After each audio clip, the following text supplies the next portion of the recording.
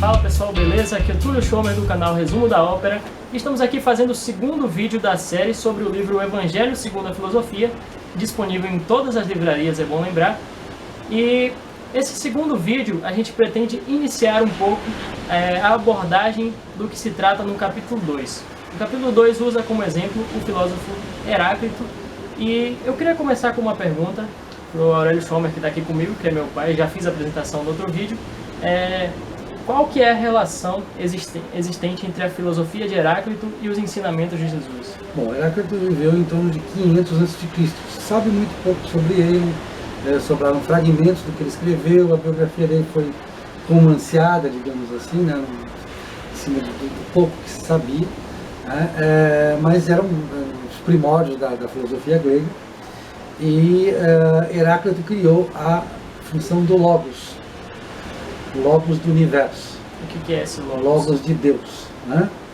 Logos é a inteligência do universo. Nós temos o universo, certo? Sim. Então, como nós estávamos dizendo no outro vídeo, capítulo 1, a gente trata disso. Você olha o mar, olha o céu, olha as estrelas, as montanhas.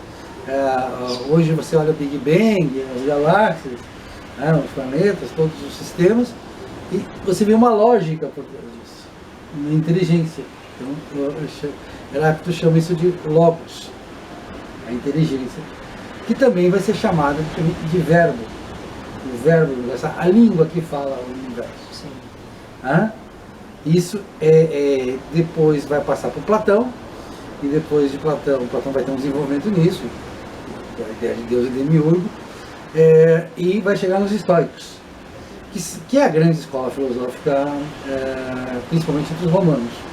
A principal escola filosófica, embora, claro, tem neoplatônicos, epicuristas e tal, mas, digamos assim, no final, naquele período, que já é o período de Jesus, o estoicismo é que vai estar em alta conta e cada vez mais. Então eles têm o conceito de uno, o verbo do uno, a inteligência do uno, daquilo que é uno, que também já era uma ideia de Heráclito. Heráclito é o fundador do monismo. Sim. A ideia de que tudo é um.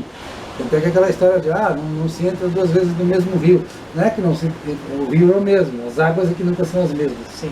Na verdade, o dito de Heráclito é esse. O Heráclito ficou famoso por essa frase, e por outros conceitos que ele criou.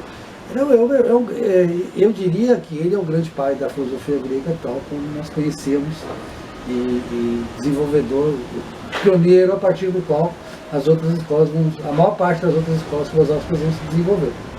Então, onde é que ele vai chegar em Jesus? Jesus começa o Evangelho de João. No princípio era o verbo. A palavra em grego é Logos. Exatamente. As duas palavras são sinônimos, Sim. são usadas como sinônimos da filosofia. Então, no princípio era o verbo, e o verbo se fez carne. Sim. São Paulo vai falar disso também, no Novo Testamento. Mas, basicamente, essa introdução do Evangelho de João remete a Heráclito, remete à filosofia greco-romana. E o que Jesus vai se autodenominar depois, eu sou o caminho, a verdade e a vida. A Exato. ideia do caminho. Jesus não fala, Jesus fala que ele é Deus, mas não fala em logos ou verbo, Sim. não usa a palavra. Como até tem gente que brinca, Jesus não dava com Platão debaixo do braço. Embora, claro, isso lá no capítulo 2 nós vamos ver até que ponto Jesus era um filósofo. Mas veja, essa questão do verbo, isso é uma das evidências, certo? De que o Evangelho é um livro que recebe principalmente as influências da filosofia greco-romana, e principalmente do monismo, a partir de Heráclito, da ideia monista. Platão é dualista, mas o estoicismo tende ao monismo. É aquele panteísmo estoico, a ideia de verbo do uno. A ideia de uno remete ao monismo. Você fala que Heráclito ele não foi bem aceito pelos seus, que ele não foi bem aceito pelos efésios, e você relaciona isso a Jesus, historicamente, que Jesus não teria sido bem aceito pelos judeus. Mas você faz uma constatação de que não foram os judeus os responsáveis pela crucificação de Jesus, e você coloca isso, dá a responsabilidade disso a Pilatos e a Caifás. E Existe uma polêmica nisso aí, porque o Pilatos ele faz aquele gesto simbólico de lavar as mãos. Você não acha que houve uma pressão popular e ele não se viu forçado a fazer o que fez? Veja, a historiografia tem feito novas revelações sobre o tempo de Jesus, sobre o jogo político que havia. Sim. Na época, né? Quem eram os fariseus, quem eram os saduceus, essa coisa toda. Então é uma ideia, uma unidade dos judeus também já não é tão aceita hoje pela historiografia, quer dizer, várias correntes, é uma religião ainda em consolidação, ela vai se consolidar depois, no começo da era rabínica, que justamente os fariseus que vão construir isso, lá depois da queda do segundo templo, depois eles vão eleger o Simão Bar Kokhba, que é o Messias, eles reconhecem como Messias, a maior parte dos judeus vai reconhecer como Messias, mas naquele momento o Pilatos é o governante da Judéia. Sim. Não da Galileia. A Galileia era o Herodes Antipas, o famoso, que é um personagem histórico também. Herodes Antipas e Herodíades são personagens históricos. E o Caifás também é personagem histórico, era o chefe do Sinédrio, que era basicamente composto de saduceus, tinha fariseus, mas era basicamente composto de saduceus. Que os saduceus eles eram a favor da filosofia greco-romana com o Deus deles, né? Sim. Mas nada de sobrenatural, essa coisa, para eles não existia vida depois da morte, sim, nada disso. No capítulo 3 a gente vai ver também a visão deles sobre a vida depois da morte. Mas Caifás era uma espécie de prefeito de Jerusalém, porque o Pilatos não passava a maior parte do tempo. Jerusalém não era para os romanos a capital administrativa, sim, era a capital para os judeus. Então Caifás era uma espécie de prefeito de Jerusalém e pau para toda a obra do Pilatos, o homem de confiança de Pilatos. Caifás era o homem de confiança de Pilatos. E Caifás, esse negócio de execução era uma coisa simples, era por quase nada. E geralmente se dava por sedição política, o medo de sedição política. Sim. Então a ideia de que Jesus fosse um pregador e que entrasse em Jerusalém com seguidores, como é contado no Evangelho, é que deve ter naturalmente decidido Caifás. Mas o povo exigiu que fosse ele o condenado. Nós podemos estar fazendo, o Evangelho não diz o número de pessoas. Nós podemos estar falando de uma claque de 20 pessoas, de 200, de 500 pessoas. Estamos na Páscoa em Jerusalém. A cidade está cheia, está repleta. Jesus teria sido levado ao Sinédrio no dia anterior. Já havia toda uma animosidade. O próprio Caifás é que pode ter sugerido isso aos seus comandados, a sua claque. Hoje a gente sabe na política que cada político tem sua claque. Acho que essa vai ter sido uma decisão vertical, então, muito mais. Tudo indica que tenha sido uma decisão vertical. Não há nenhum motivo, nenhuma lógica para a historiografia, até porque se Jesus tivesse tanta importância assim, ele seria mencionado pela historiografia judaica, e não é. Essa questão do Flávio Josefo, hoje já se sabe que aquilo foi uma intercalação, aquilo foi uma fraude. Flávio Josefo não faz referência a Jesus. Nenhum historiador da época de Jesus faz referência a Jesus. Tanto que chega a ser uma declaração um tanto quanto suspeita, né? A ideia da própria... Não, a ideia de que Nero perseguiu cristãos é extremamente controversa. O cristianismo não tinha chegado em Roma nessa época. Ele teria outros registres. Houve uma invenção lá que São Jerônimo atendeu de Claríria, depois se soube que não era, que São Paulo teria trocado cartas com Sêneca. Sêneca viveu, é quase contemporâneo de Jesus, não fecha, as datas não fecham, as coisas não... então tudo indica que em Jesus tendo existido, que hoje isso é uma questão importante, Jesus existiu ou não existiu? Não há certeza que ele existiu. Hoje a maioria da historiografia, quer dizer, a maioria dos historiadores debruçou, acha que ele existiu, porque é mais fácil ele ter existido do que não ter existido. Mas prova não há. Agora, em ele tendo existido, a falta de menção indica que jamais seria o povo de Jerusalém, os judeus todos quiseram matar Jesus. Por aclamação. Pode ter sido por aclamação, mas por uma pequena claque. Sim. Tudo indica que era a claque do próprio Caifás. Sim. Quis mostrar, tal Pilatos lá visitando ele, Pilatos ia lá 2, 3 vezes por ano, ele queria mostrar serviço, tem uns agitadorzinhos aqui, Eu aqui não deixo criar agitador. Porque o grande medo romano eram os agitadores. Havia uma insatisfação, embora não houvesse essa miséria. Uma outra coisa que a historiografia descobriu é que a Judéia e a Galileia eram prósperas, principalmente a Galileia. Eram lugares prósperos, né? Um grande diversificado comércio. Todo lugar que tiver muita atividade comercial é próspero. Então, o que acontecia na Judéia e na Galileia era a prosperidade. Mas as que havia insatisfação havia, tanto é que vai haver Simão Bartômico, a espera do Messias, tudo isso é verdadeiro. E isso deixava os romanos preocupados.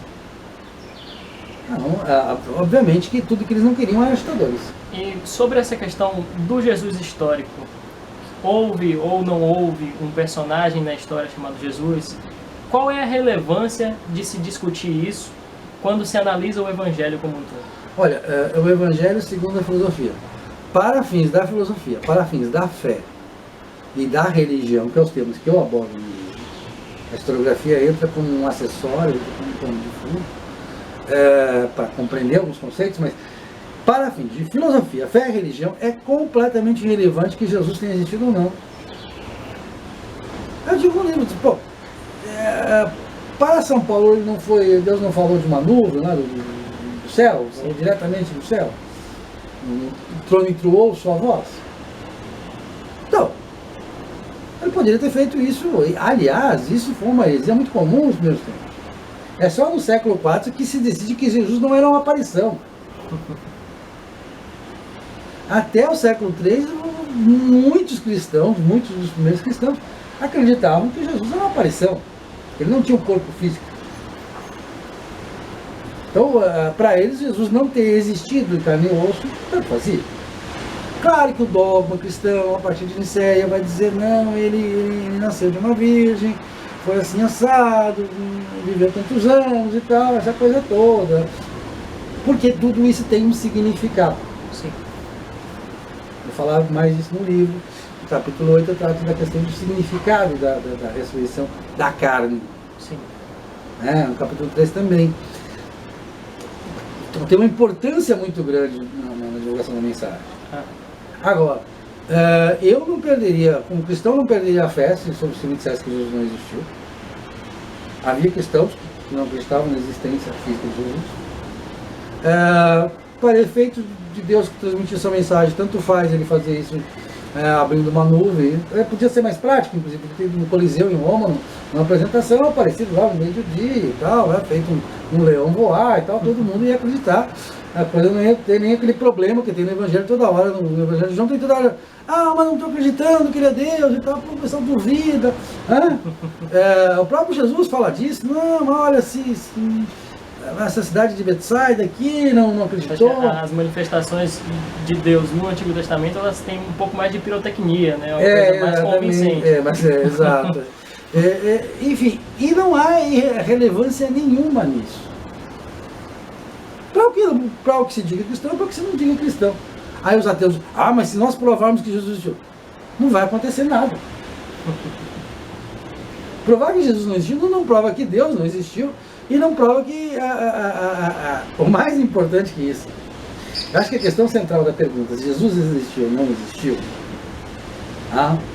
é o que vale?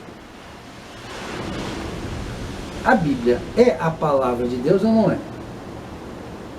É inspirado ou ditado? Não?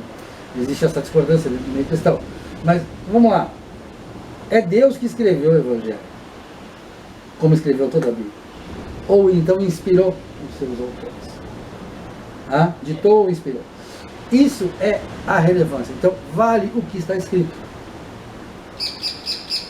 Se a Bíblia é ou não palavra de Deus, não é uma pergunta que vai ser respondida por meio de pesquisa histórica. Né? Bom, primeiro não vai ser respondida por pesquisa histórica e é o seguinte. Mas ela faz sentido para a filosofia. Sim. Pode não fazer sentido para a história, mas ela faz sentido para a filosofia. A Bíblia é a palavra de Deus?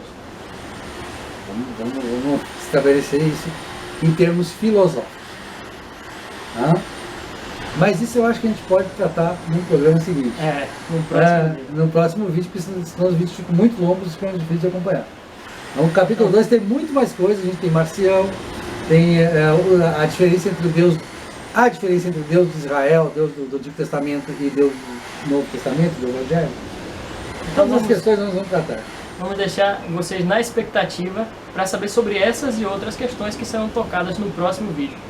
Desde já a gente agradece você ter visto até aqui.